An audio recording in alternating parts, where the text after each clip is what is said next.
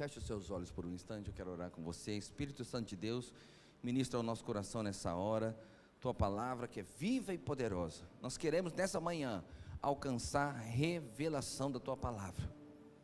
Ó Deus, não permita que os princípios que nós meditarmos agora fiquem apenas no nível da mente, fiquem apenas no nível do nosso conhecimento mental, mas que essas informações, esses versículos, esses princípios que nós vamos tratar nessa manhã, que ele possa, através do Teu Espírito Santo, explodir no nosso coração e produzir revelação em nome de Jesus. Diga assim: nesta manhã eu serei nutrido. Vamos fazer melhor, põe a mão no seu coração, fala assim: nesta manhã eu serei nutrido, encorajado, alimentado. Diga: eu creio que a palavra desta manhã é para mim. Diga: eu abro o meu coração e a recebo em nome de Jesus. Amém. Eu falei no domingo passado sobre revelação, e pelos feedbacks que eu recebi dos irmãos, acho que a palavra surtiu o seu efeito. O pastor Davi compartilhou comigo, fiquei bem feliz. Nós tivemos 6 novos alunos depois da palavra de domingo, né? Estamos com uma turma de 28 alunos, só no nosso curso de maturidade bíblica, né? Muito feliz com isso, isso é muito importante. Isso significa que os irmãos estão com o coração aberto, estão recebendo. E no domingo passado também eu falei da importância de você ter a revelação, né? Eu queria também que os irmãos de alguma maneira não pensassem que nós estamos diminuindo a importância do ministério profético.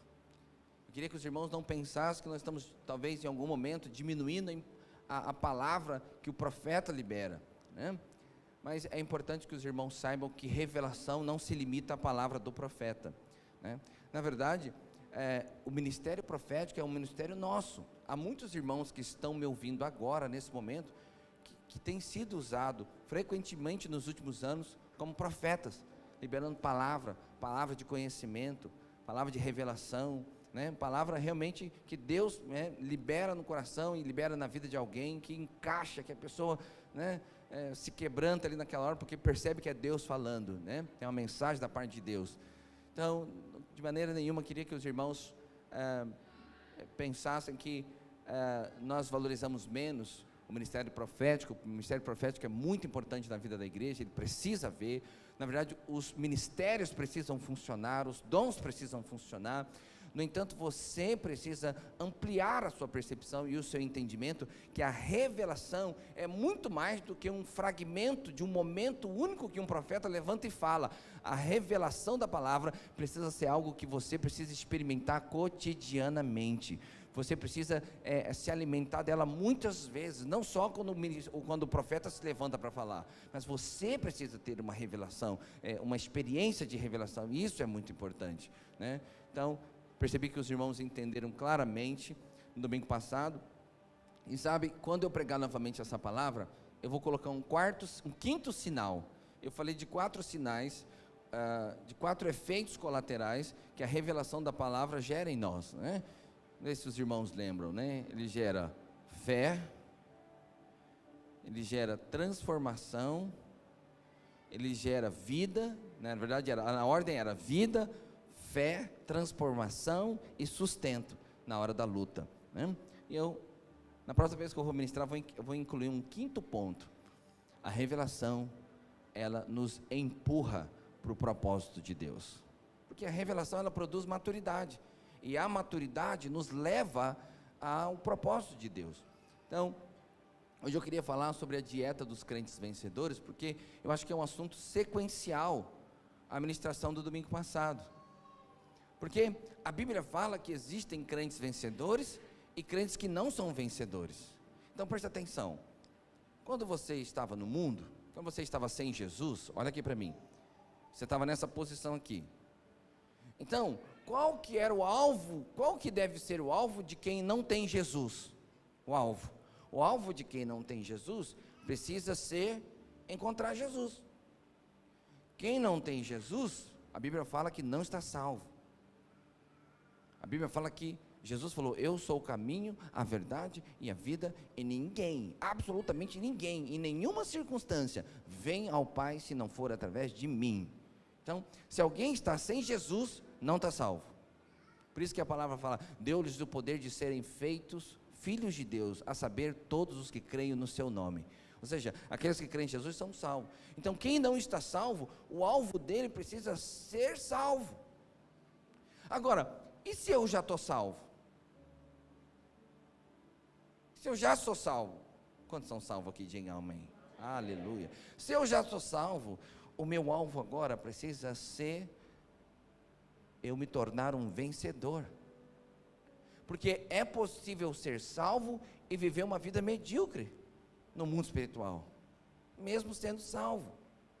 Porque é possível ir na praia, vamos usar essa ilustração, é possível ir na praia e ficar na areia.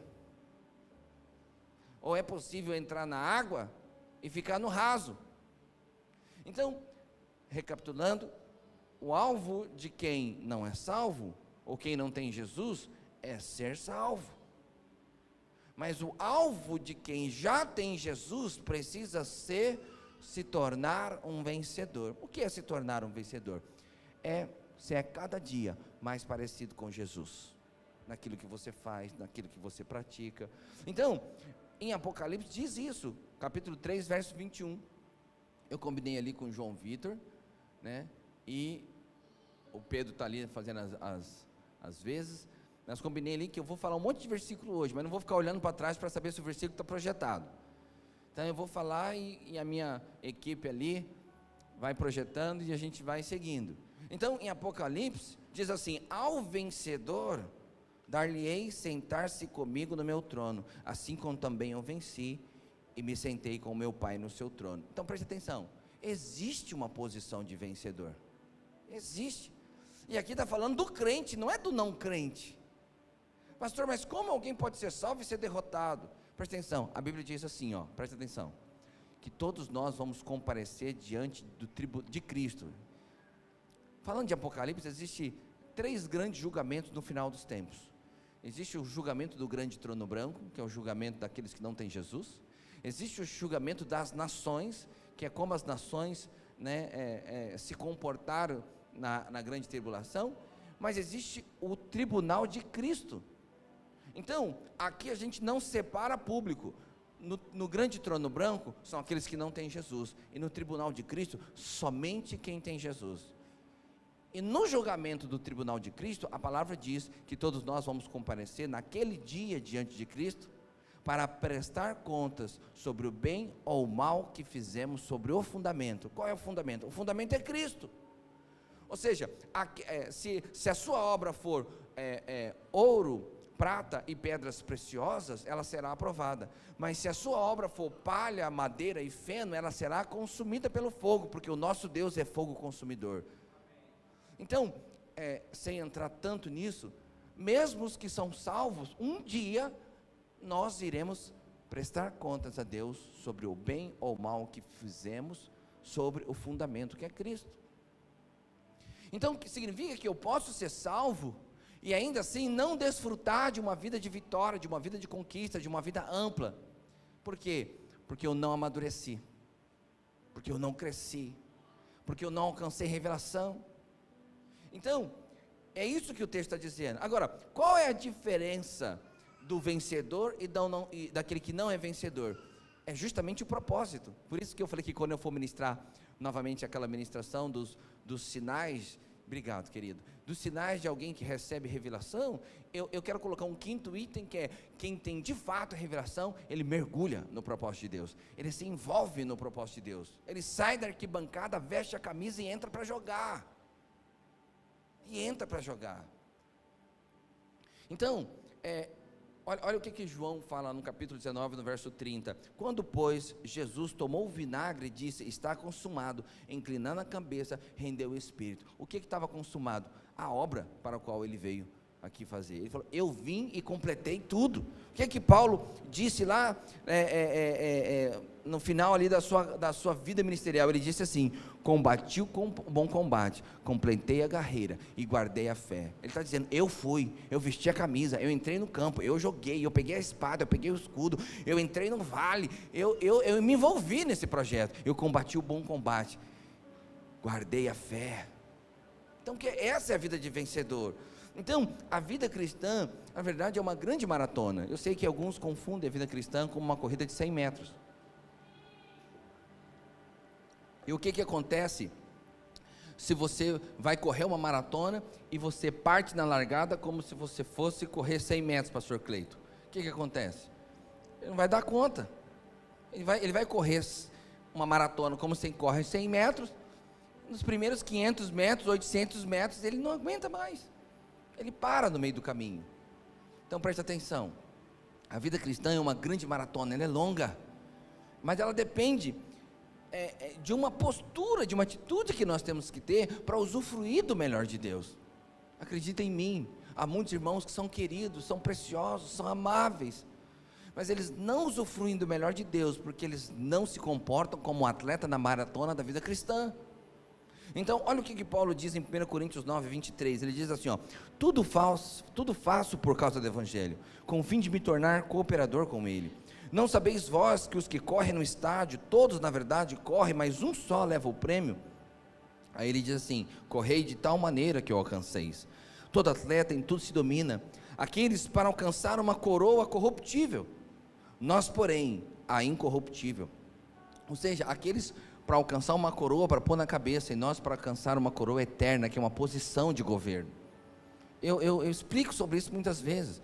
Quando você fala assim, nós vamos receber uma coroa no céu, então presta atenção, aí você às vezes fecha os olhos, faz a cena, como se você estivesse chegando ali, né, no céu, e põe a cabeça assim, e o anjo vem assim, coroa do Joãozinho aqui, e coloca a coroa na cabeça do Joãozinho, você fica lá no céu, segurando a sua coroa. Ok, você tem que entender que a coroa é uma alegoria, a coroa é um símbolo. O que é coroa? Posição de governo. Então quando a Bíblia fala que você vai receber uma coroa, ela está dizendo que você vai receber uma posição de governo. Então quando você diz assim, a rainha perdeu a coroa, não é que ela está procurando a coroa, não sabe se deixou no banheiro, na sala de estar, na área de campo. Não, quando ela perdeu a coroa, ela perdeu o governo, ela perdeu o trono, ela perdeu a autoridade. Então, aqui ele está dizendo, olha, nós vamos receber uma coroa eterna, e ele diz assim no verso 26, assim como também eu, não sem meta, assim luto, não como desferindo golpes ao ar, mas esmurro meu corpo e o reduzo à escravidão, para que tendo pregados a outros, não venha eu mesmo a ser desqualificado. Ele estava dizendo aqui, ele estava dizendo assim, que até ele, apóstolo Paulo, correu o risco de ser desqualificado. Por quê? Porque a vida cristã é uma maratona. Não adianta você sair na frente, todo mundo no começo, e lá na frente você tomar todas as decisões erradas e ir para o lado errado. É uma maratona. Então, uma das coisas mais importantes da vida cristã é você ter essa percepção. Por quê? Porque o atleta, ele cuida da sua dieta.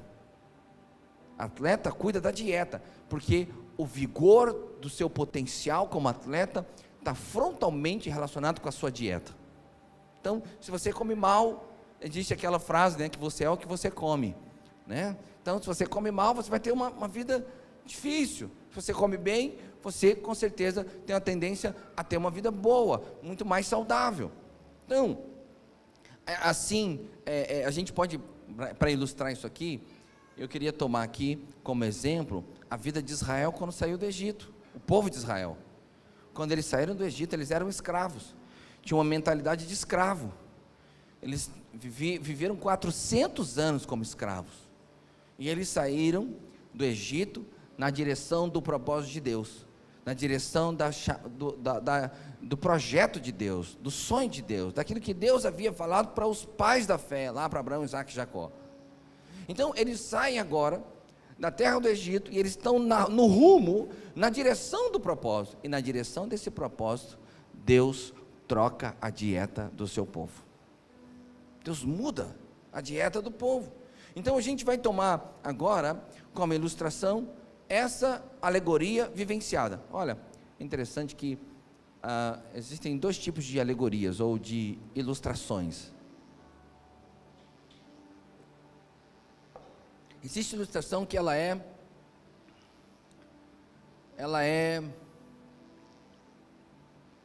imaginada. Não estou conseguindo encontrar a palavra mais correta, mas a ilustração que ela é imaginada. Você imagina, você conjectura, você cria uma história fictícia para ilustrar um princípio. Jesus, em algum momento, chamava isso de parábola, né? É uma história que ela não necessariamente ela é um fato real, mas é uma história criada, fictícia, para tornar mais claro um determinado princípio para nós.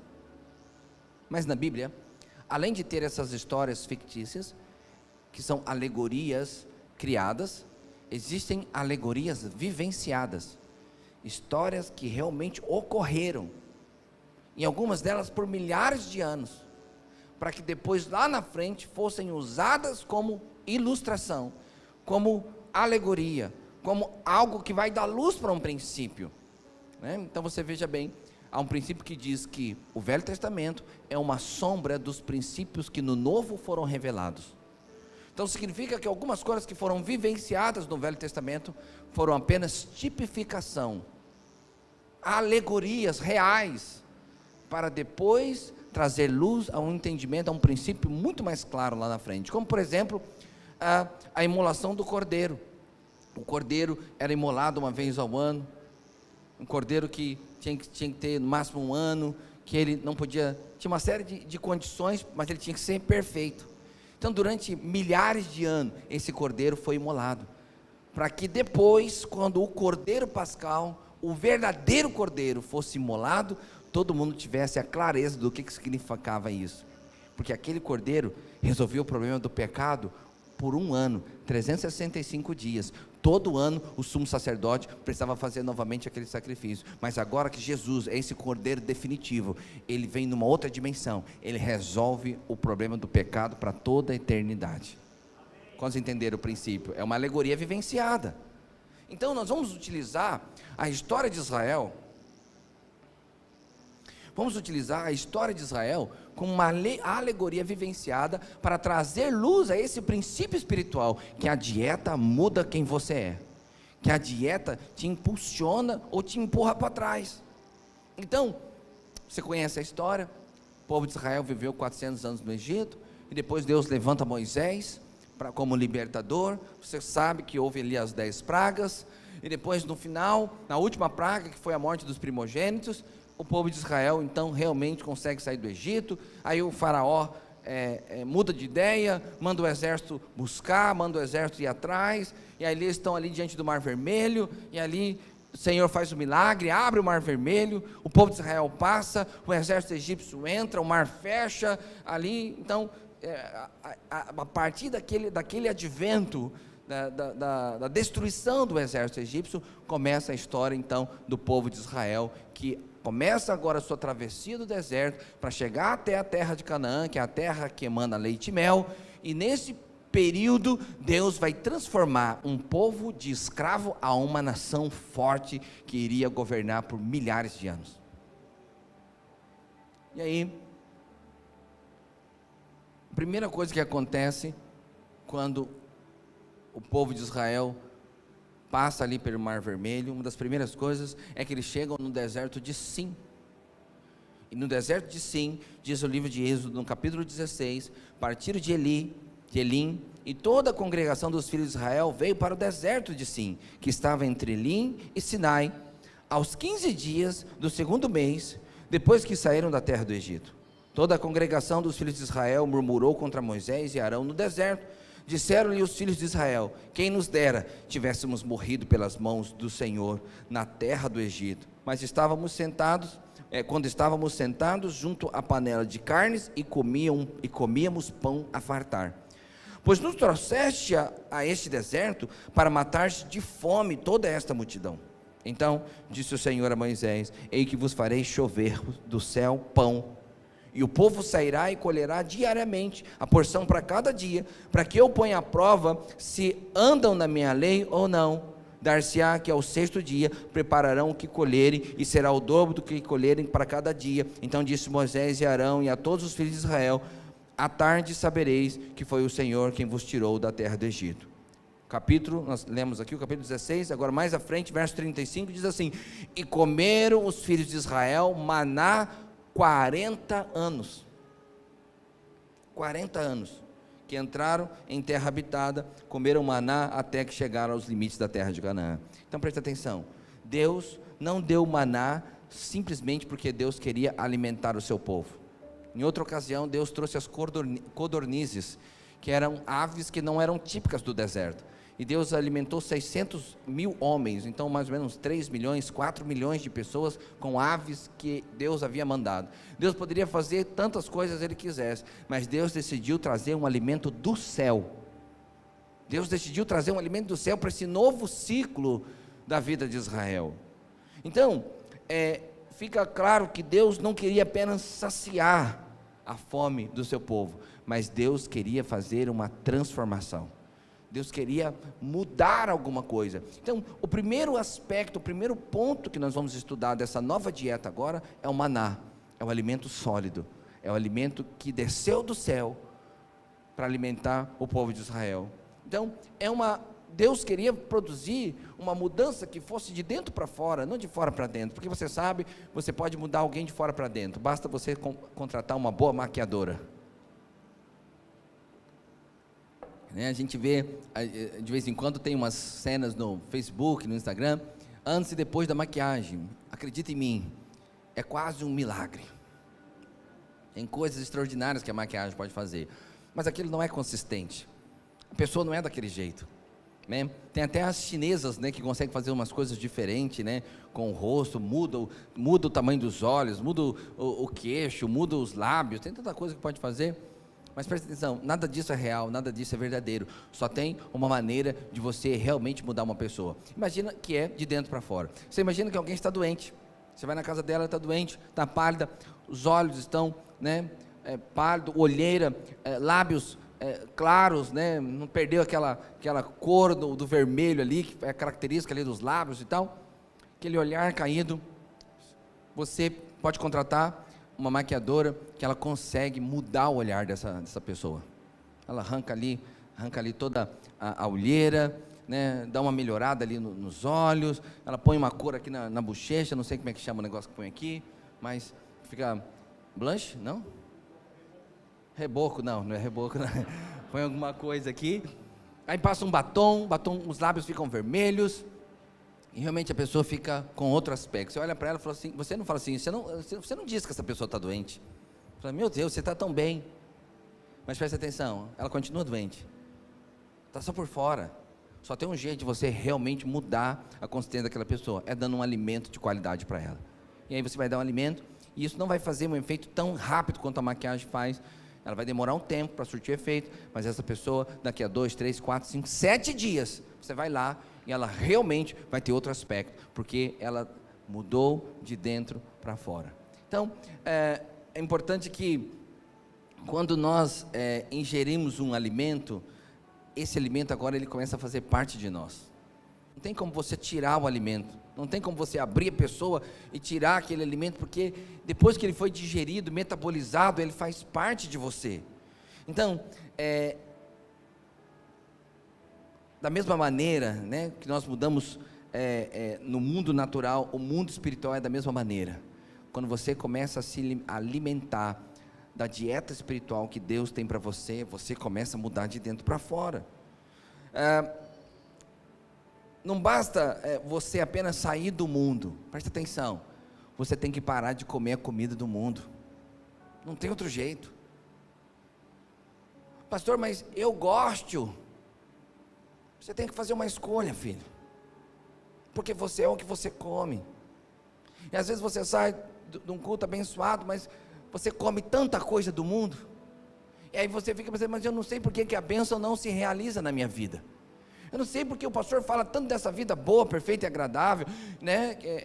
Dessa vida prazerosa, dessa vida abundante, mas eu estou sempre aqui capotando, eu sempre tropicando foi boa agora, tropeçando, eu estou sempre, né, parece que não desenrola a minha vida.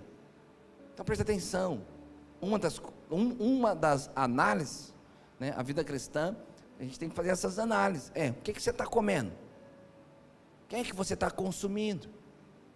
Você tem que fazer uma escolha, porque quando você come coisas boas, se você come vida, você vai ter vida, mas se você come morte, você vai acabar tendo contato com algum tipo de morte na sua vida, morte de sonhos, morte de projetos, morte de ideias, morte de momentos, morte, pode não ser uma morte eterna, porque você é salvo, mas você vai estar lidando com a morte o tempo todo. Então preste atenção, nós éramos como porcos no meio da lama. Por isso que a Bíblia fala que Ele nos tirou do pecado, nos tirou do império. A Bíblia fala que o Senhor nos tirou do império das trevas para o reino da sua luz. Então é como se, a ilustração, não estou chamando ninguém de porco, põe amor nas minhas palavras, estou dizendo que é como se nós fôssemos como porcos sujos na lama do pecado, e o Senhor agora nos transforma em ovelhas do seu pastoreio. Então preste atenção, você pode pegar esse porco e você pode dar um banho nele, você pode ensinar ele a sentar na mesa, você pode até ensinar ele a comer de garfo e de faca, ele continua sendo porco, ele vai estar o tempo todo olhando para a lama, na primeira oportunidade ele vai correr para essa lama. Então, nós precisamos ter uma transformação, uma mudança de natureza, e essa mudança de natureza é o nascer de novo, e nesse nascer de novo, nós precisamos agora crescer e amadurecer, e o que nos faz crescer e amadurecer é uma dieta, é aquilo que você come. Então, você sabe, provavelmente o povo de Israel estava saindo do Egito, não tinha nem 30 dias que eles tinham saído do Egito, então certamente eles tinham mantimento, eles trouxeram comida egípcia,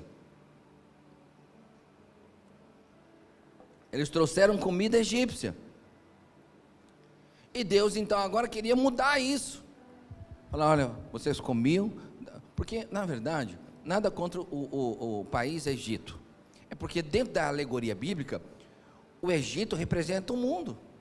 Então quando nós estudamos isso, você vai entender que Faraó representa o diabo, que era o imperador, o Egito representa o mundo, o homem lá, o povo hebreu no Egito, como escravo, representa um homem sem Deus. Moisés é a tipificação de Cristo, porque ele veio para libertar os cativos, e depois o homem, o Israel agora vivendo fora das amarras do Egito, representa o homem com Deus. Então, essa é a ilustração. Então, agora, nessa nova dieta espiritual, Deus está querendo mudar quem o povo de Israel é. Eu costumo dizer que, estou escolhendo aqui a melhor ilustração para não machucar ninguém. Você pode tirar alguém,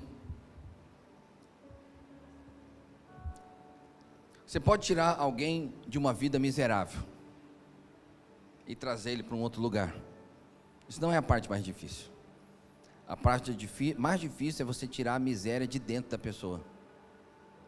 Como estão entendendo o que eu estou falando?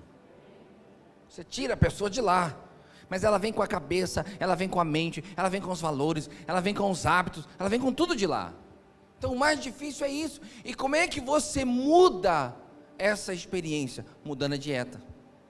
Porque dieta não é só comer, presta atenção, dieta não é só um comer físico. Aqui você tem que ampliar o seu entendimento da dieta. Dieta é tudo aquilo que entra dentro de você.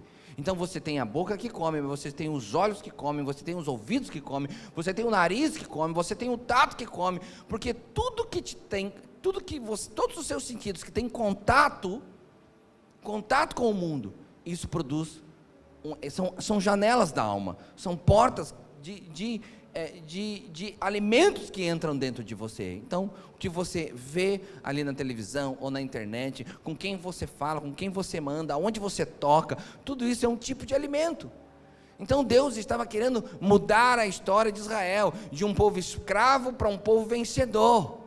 Então a primeira coisa que Deus fez, isso é interessante porque é a primeira, não foi a segunda nem a terceira, a primeira coisa que Deus fez depois do Mar Vermelho foi mudar a dieta do seu povo. Então, essa dieta, esse crescer espiritual, essa maturidade que nós precisamos viver para viver o melhor de Deus, depende daquilo que você come. E eu fiquei tão feliz, né, que mais irmãos fizeram a inscrição, né, da escola de ministério. Por quê? Porque é através da dieta que se amadurece.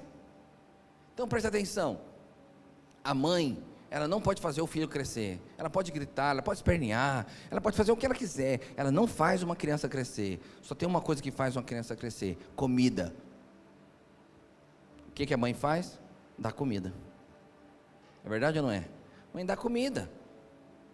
Às vezes o filho não quer e a mãe insiste.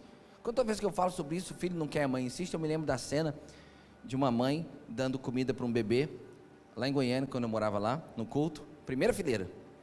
O bebê estava lá e ela pôs uma papinha e tal, e o guri virava para cá, o guri virava para lá. Aí você vê a insistência da mãe.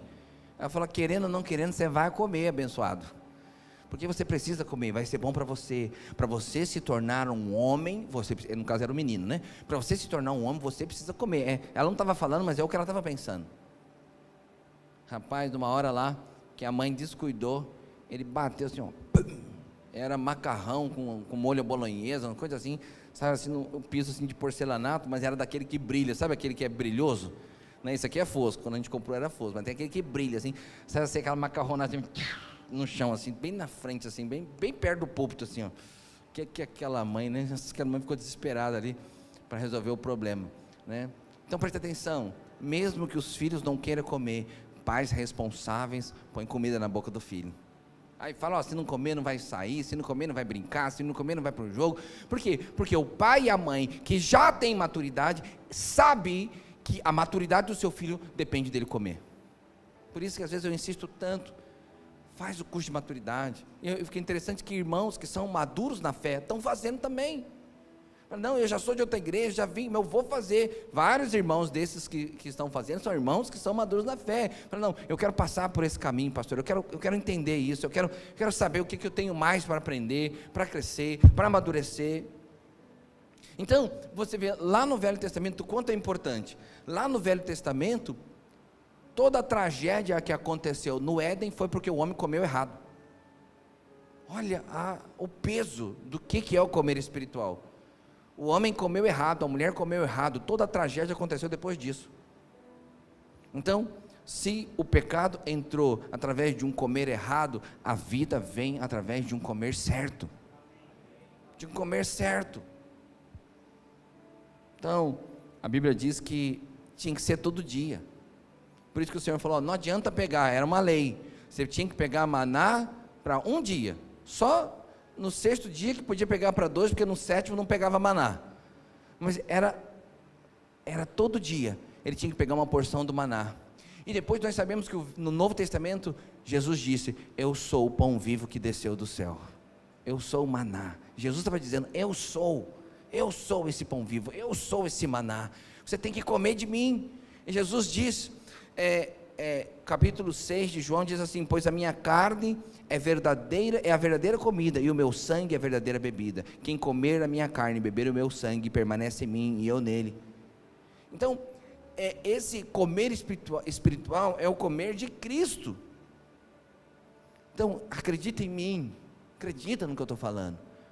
Não tem jeito de viver uma vida cristã satisfatória, abençoada, se você não comer certo. Não tem jeito. E quando você come certo, você fica forte para a hora da batalha. Depois eu vou falar sobre isso. A primeira batalha de Israel, depois da passagem do Mar Vermelho, foi só depois de comer e de beber.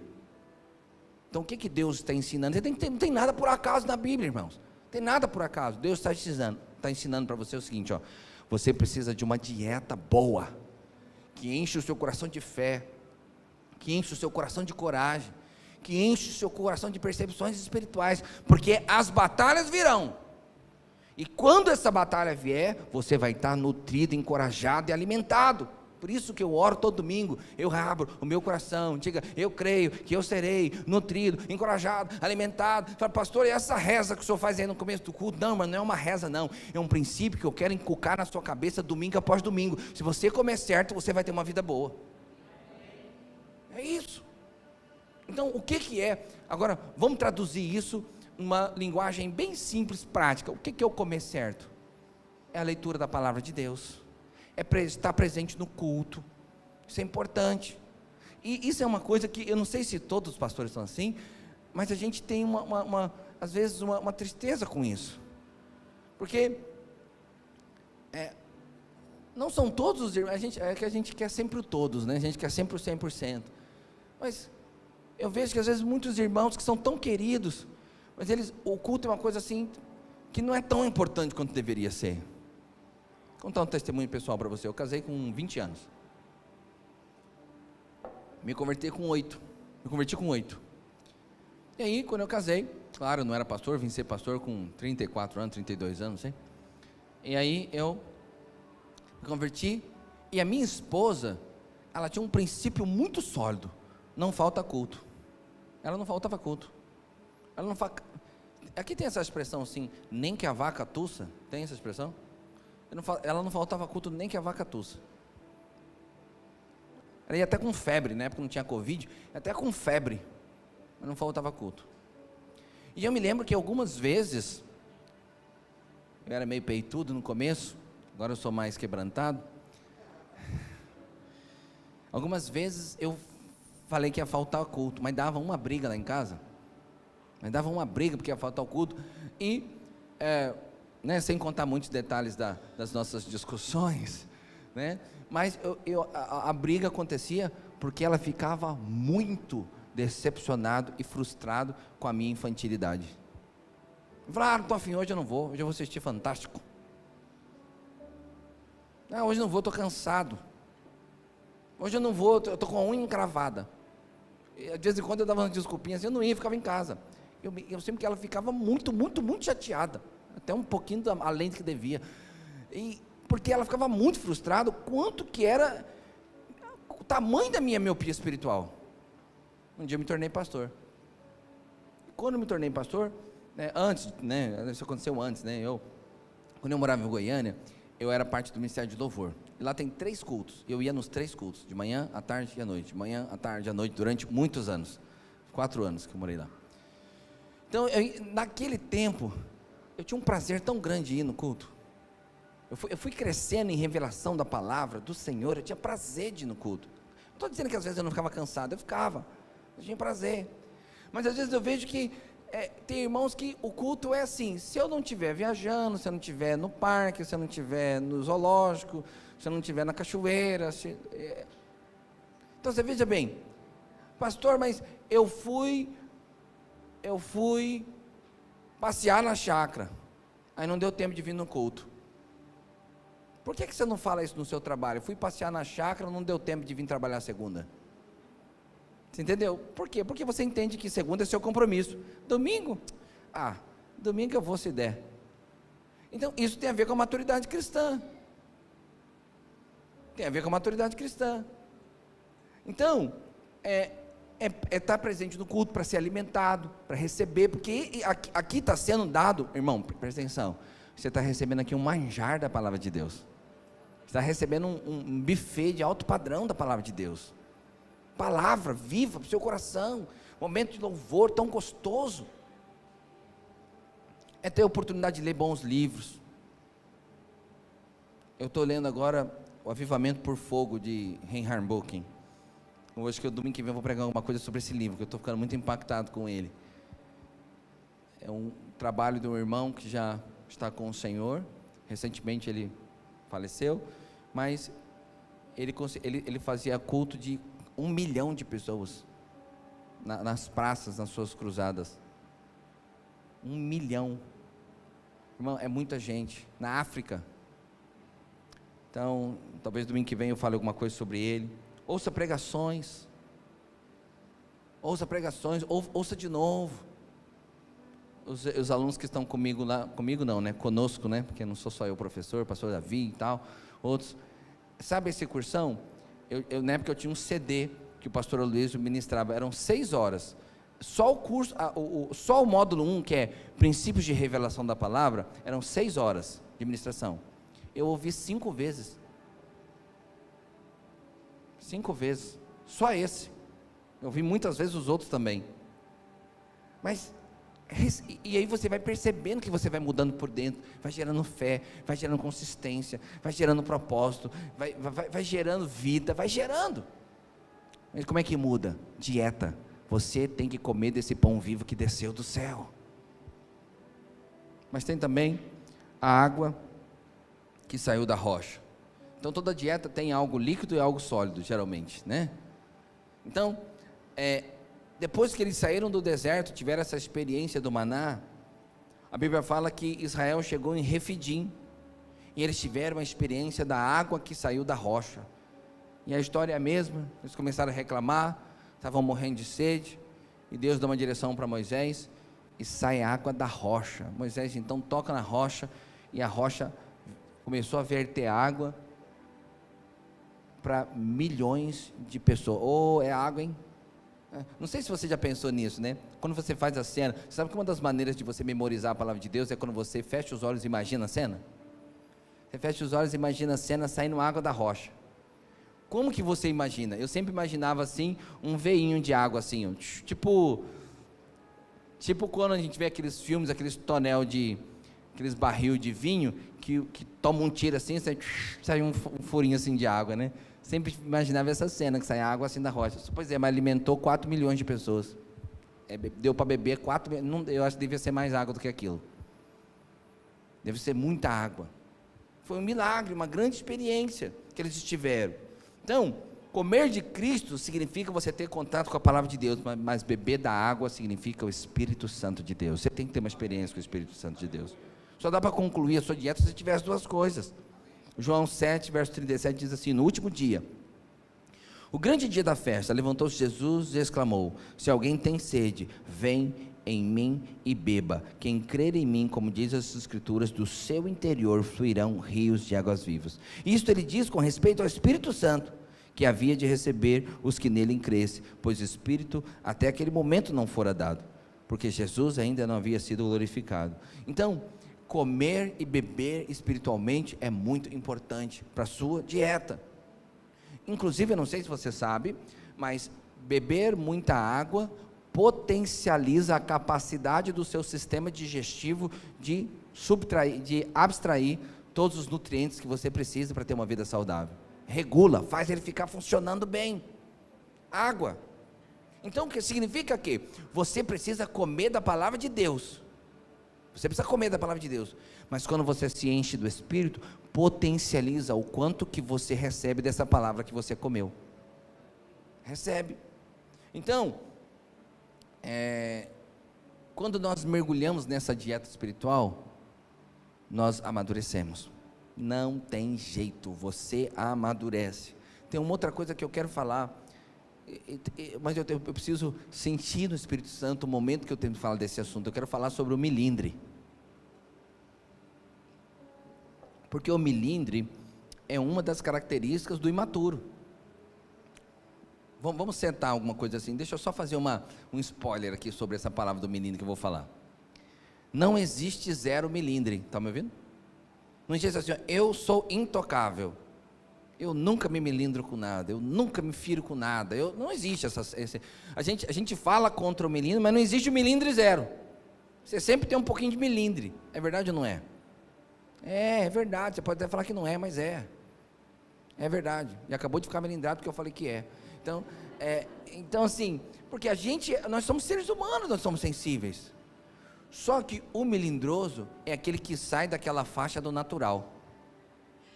E ele vai para um nível que tudo lhe toca, tudo lhe fere. E sabe quem mais sofre com o melindroso? É o próprio melindroso. Ele é o que mais sofre. Isso é uma característica de alguém que ainda não amadureceu. Pastor, eu não vou mais naquela célula. Mas por que você não vai naquela célula, querido? O que aconteceu? Fala para mim, abre seu coração. Falou, pastor, eu mandei uma mensagem para o meu líder e ele não me respondeu. Aí eu falo, mas Talvez ele não viu ainda. Ele viu, pastor, ficou azul. Ele viu, ele não me respondeu. Acho que eu não sou importante para ele, né? Eu teve uma irmã que mandou uma mensagem para mim. Ela mandou uma mensagem daqui da igreja, faz tempo já. Ela mandou uma mensagem me esculhambando, mas assim, desceu da cruz forte.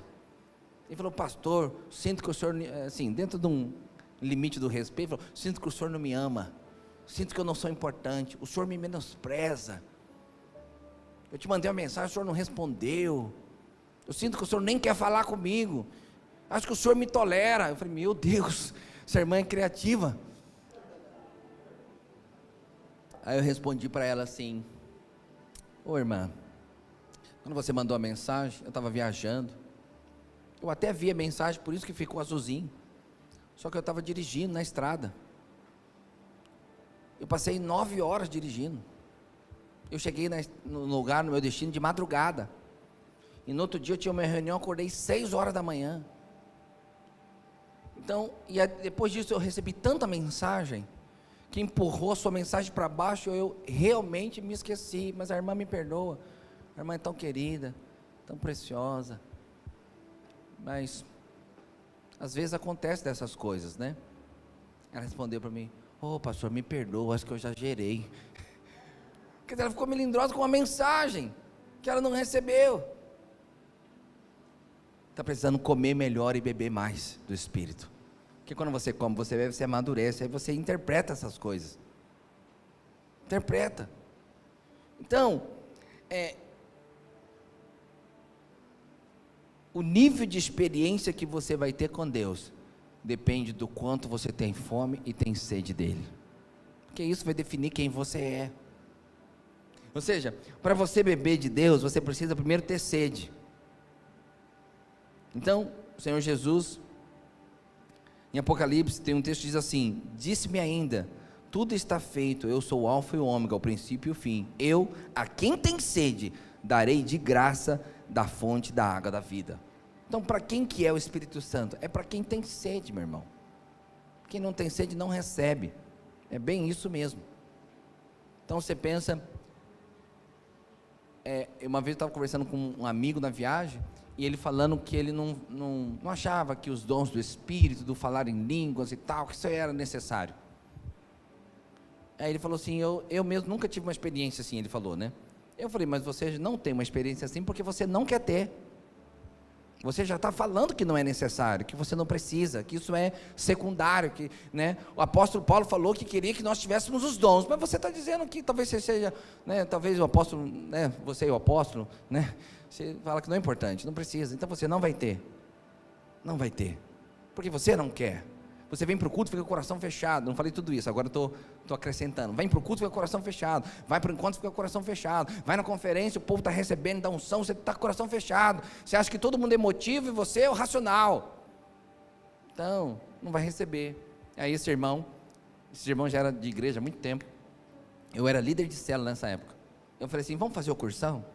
Ele falou: vamos. Ele falou: vamos mesmo? Vamos. Eu falei: vai nada, eu tenho certeza que ele não vai. Sabe o que eu fiz? Fiz a matrícula junto com ele. Eu já tinha feito cursão, fiz a matrícula junto com ele. Aí quando chegou no domingo, que era o primeiro dia de aula, eu falei assim: e aí, vamos? Ele falou: ah, vamos, eu estou passando agora, aí arruma aí que eu estou pegando você agora. Aí fui 1 mês só com ele, deixei minha matrícula para lá, porque eu já tinha feito. Falei: agora você continua. Ele falou: não, estou gostando pra caramba e tal. Um dia ele me ligou chorando, falou: estava viajando de carro, ouvindo uma palavra, fui batizado no Espírito Santo, dirigindo de carro, né, uma experiência extraordinária, comecei a orar em outras línguas no carro. Falei: eita glória, precisa querer. Então a primeira coisa para você receber o Espírito Santo é querer, ter sede. Depois é se achegar. A palavra fala assim, que o Espírito não vai te encher de maneira independente, você tem que querer ser cheio. Por isso que a palavra diz assim, não vos embriagueis com vinhos, no qual há dissolução, mas enchei-vos do Espírito. Enchei-vos não é fique parado e será cheio, faça alguma coisa para ser cheio. Se envolva, participe. Uma das maneiras de você ser cheio do Espírito é você mergulhando em louvor e adoração. Mergulha nesse momento. Eu me lembro que teve uma pessoa que veio aqui e ele falou assim: pastor, eu chego só na hora da palavra, porque o que eu valorizo é a palavra mesmo, né? E ela achou que estava uma pessoa, há alguns anos atrás, ela achou que estava falando uma coisa assim tipo, topíssima, que eu ia ficar doido, que ia falar, nossa, que importância que você dá para a palavra, né? Eu, na verdade, eu não falei nada. Falei, querido, mas vem um dia para você conhecer o louvor, mas por dentro eu falei, é tão infantil. Ele vem só para receber, não quer dar nada. Porque a palavra é Deus falando com você, mas o louvor é você entregando o seu coração para Deus. É coisa de criança, é para mim sempre, para os outros nada. Então fica pensando, alguém que não aprendeu a adorar vai ter revelação da palavra quando? Nunca. Nunca. Você não sabe nem adorar a Deus. Então, mergulha nisso. E outra coisa, pede. Fala, Espírito Santo, eu quero ter essa experiência. Eu quero ter a experiência do sobrenatural. Eu quero ter a experiência de visão. Eu quero ter a experiência profética. Eu quero ter a experiência de ouvir a tua voz. Eu quero ter a experiência de ter as percepções espirituais.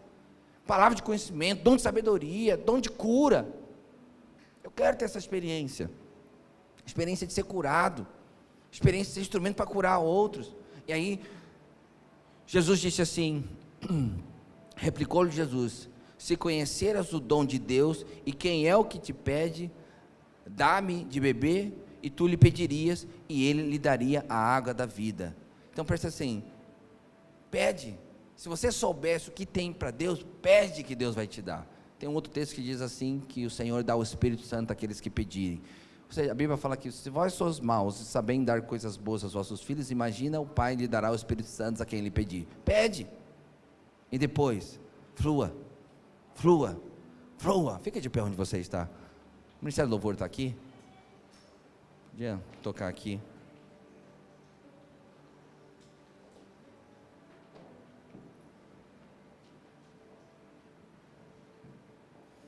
Sabe, a história termina depois que eles comeram e eles beberam. A história termina com uma grande batalha e uma grande vitória de Israel sobre os amalequitas, porque eles estavam nutridos, alimentados, encorajados, cheios de fé. A vida cristã depende disso, de estarmos nutridos com a palavra de Deus e com o Espírito Santo.